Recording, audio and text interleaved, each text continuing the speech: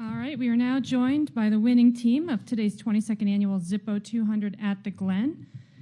The number 12 Snap-on Ford driver Joey Logano and Team Penske Vice President of Operations Mike Nelson. Joey, you've had a little bit of success here in the last 12 months at Watkins Glen. Why don't you take us through your latest win? I'm just glad they didn't put me in a bulldozer and rip the track up again. So, definitely a special day. Really great Snap-on Mustang. Fast in practice, obviously fast in qualifying, and being able to lead a lot of laps today. And maybe the stats showed we led a lot of laps, but they weren't easy laps to lead. It was a hard-fought one for sure, and racing with Brad, my teammate, at the end was a lot of fun, and that's a great thing for Team Penske and Xfinity. It's no secret that we've had a little bit of a rough start this year, and to be able to have those two cars racing up front for the win. I know I was out there making qualifying laps for 20 laps, and I was pretty sure my car wasn't going to hold together, but, you know, I had nothing to lose driving the 12 car. And, you know, so I was basically out there all or nothing. And, you know, I don't know what happened to Brad's car, but after that, my car was pretty much shot, and Paul started catching us as well. So, you know, I'm glad we had enough cushion to hold him off at the end. But overall, couldn't be more proud of this team. Greg Irwin, he's not here, but did a great job, you know, putting together this race car from the race shop and putting together a team. Mike Nelson and all those guys, thank you for putting together a great team for us. You know, it's nice to see the depth that we have inside of Team Penske when we could throw together a second Xfinity car and come out here and win. Great. And Mike, why don't you take us through the race from the Team Penske side and what this means for your organization? Well, yeah, just to echo what Joey said, it was really good for us. We have struggled a little bit this year, and it was nice to get over the hump a little bit with both cars running 1-2 at the end of the race and having a shot to win and getting it done. So, yeah, it's a big boost for everybody back at home, and hopefully it'll lead into a little bit of momentum going into the next few races. All right, we'll now open up for questions for Joey and Mike. If you have a question, please raise your hand. We'll get a wireless mic to you. Start over here.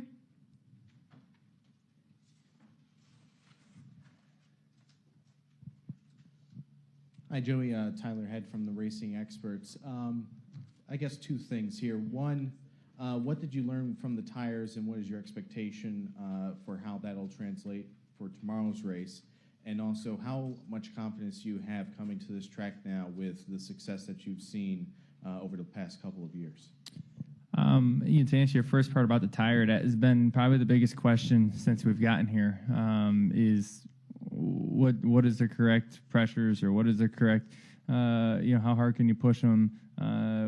Did you ever see a penalty? How long can you run them with strategy? There's been a lot of question around the tire, and I think we learned some valuable things today. I will not tell you what we learned, but we did learn some things for tomorrow, which I think is going to help, and I'll be able to debrief with Todd. And I know Greg. I've seen Greg and Todd talking in Victory Lane, so I was already excited to see that.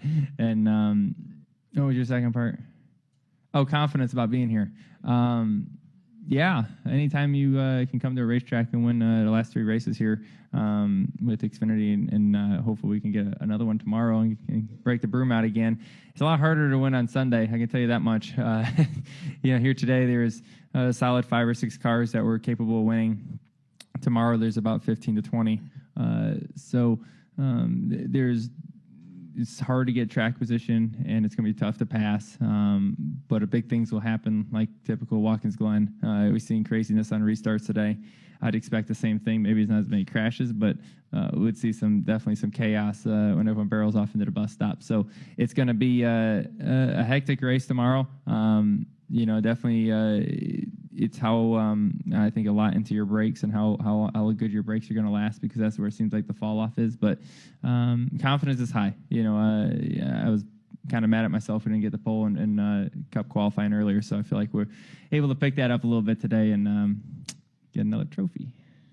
And we're joined by the crew chief, Greg Irwin, now. Greg, can you walk us through the race from top of the pit box? Wow, all the way? Yeah, this race kind of falls into the same thing we've had the last couple of years. Really, both of these Penske cars are very strong.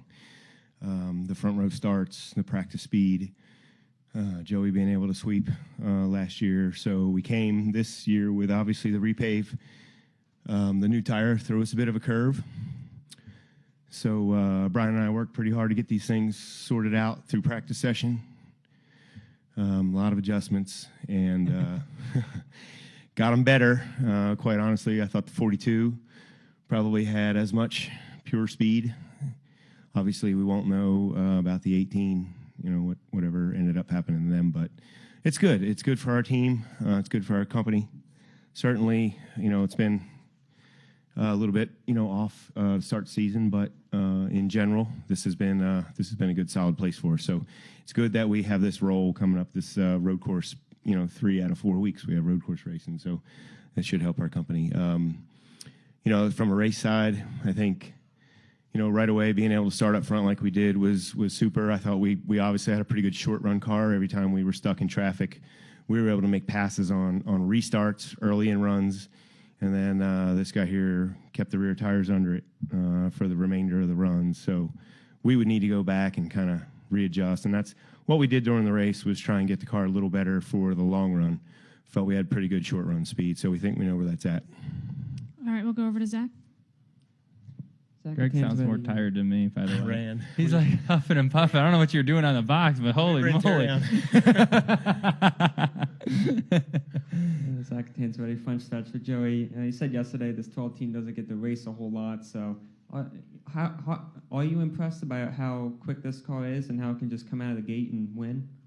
Yeah, it's like I said, the depth in our race team as an organization is very deep, and I'm proud of that. I'm proud to be part of it. Anytime you take a team that's not used to working together every single week, and you come to a racetrack, everyone doesn't know exactly what their role is. Who helps who picks up the slack when. You look at a lot of these race teams, in particular on the Cup side, they're really, really good at changes in practice. They're able to make changes very, very quick, and they all know their position when you come in and you change the sway bar. Everyone knows exactly what to do. Or when you do certain adjustments, everyone has their routine, and it's planned out just as well as what you see on pit road when guys are changing tires in 11 seconds. The same thing happens in the garage during practice. We may not see it all the time, but that team, the road crew guys, they have that chemistry that you have to be successful. And when you don't race very often, it's hard to have that. But when you have a good set plan like Greg had going into practice of items we wanted to try and change, and they were prepared for it and they were ready, they were able to communicate well enough to get through practice and have a fast car and make some good adjustments, like Greg said. It's kind of neat. I need to add in, we have guys on this crew that have won 50 races here at Penske Racing, right? We have guys that have been car chiefs for 15, 20 years. We have guys that have been cup racing for 15 years. So they know the drill. They know what to look for. They know where the holes are. They know what's going to be important, what's not. And then we have people here that haven't really been to the racetrack probably 3 times in their life. So we have a pretty big mix of experience and people we're trying to groom for positions within the company. So it's, obviously I lean on the experienced guys a little more to help guide the younger, less experienced folk. But we've got guys here that have never sat on a pole, and we've got guys here, 3 of them in pit road or victory lane there, had never won a race. So they check the box there. That's kind of fun. Go to Reed. Reed Spencer with NASCAR Wire Service. Joey, when you're having a battle like you were with Brad and he breaks with 6 to go, is your predominant emotion at that point relief that now you've got a 4-second lead, or is there a little bit of disappointment that you won't battle it out till the end in that case? I wanted a Team Penske win too. I didn't want it very hard to win. I tell you that much. I had Mike Nelson up in the S's, and he was yelling and screaming up there, giving me what the distance were. And there's a few times Brad was all over me because he had a better turn 1 than I did, and which allowed him to get close enough to take air off my spoiler. So Brad and I, we really understand how hard we can race each other, and it's fun racing against him because I know him and he knows me very, very well, and we know our techniques and the things he's doing in his car, and he knows what I'm doing in my car, and it's fun to race with someone like that. A lot of times you're kind of guessing a little bit, and you kind of grow a notebook about people you're racing, but you don't know anyone better than your teammate, right? That's the guy you know the best, and so it was a lot of fun racing against him, knowing what he's doing in there, and he knows what I'm doing up front, and we're trying to battle each other out, and we both want to win. But overall, you look at the big picture, two Team Penske cars battling for a win for a long time. Unfortunately, something happened, and at least one of us still got the victory lane. But it was going to be a heck of a battle to the end, believe me. It was. There was never a point that I was going to be able to pull away at all. It was going to be tight all the way to the end. Any final questions?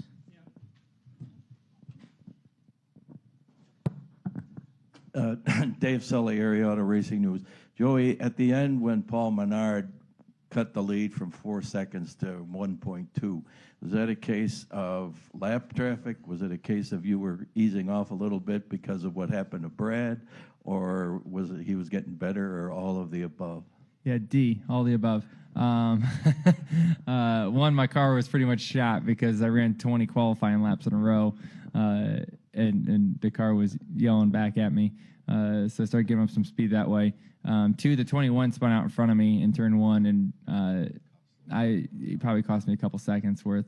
I went pretty slow around him. Wasn't sure if he was going to gas back up, and last thing I wanted was someone to gas back up and drive into our door when he was trying to get back straight, because he was right in the middle of the racetrack. So I had to make a pretty big move to go around him. And I think, like I said, I think he's just a little bit faster. My car was wore out at the end.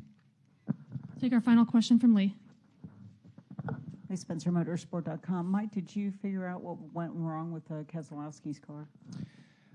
Yeah, I think it's something related to the track bar. Based on what I could see on the racetrack, we'll have to investigate a little further. But I think it's the track bar broke or something related to the track bar based on how it was moving around on the track. It looked like a pretty typical, that type of issue. I'll take credit for that. Yeah. Come on, it's Irwin, right? Somewhere at the start of last year, he came up with that. I think before he realized it was spelled with an E. I know, but it sounds. I think the that same. other guy was spelled with an I, right? But yeah, this guy gave it to me probably March time frame of last year, I think, and it's just kind of stuck. Sorry. Appreciate it. He needs to get the accent going. We need to talk like Ambrose. Yeah. All right, Mike, Joey, and Greg, thanks for coming in, and congratulations on the win today. Thank you, guys. Thank you very much.